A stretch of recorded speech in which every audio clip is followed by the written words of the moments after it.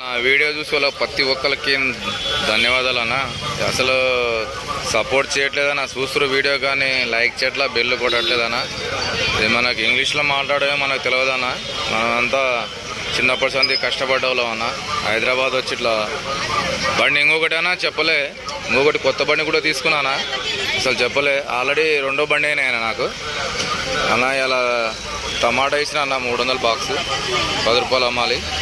గోకరకాయ వేసిన, దొండకాయ వేసిన, క్యాబేజీ, కూరకాయ రెండు అదంటే నిన్నటివి ఉండే నాన్న. దోసకాయ 2 ఉండే నిన్నటివి, అట్లే ఉండే. ములకాయ ఉండే అన్న.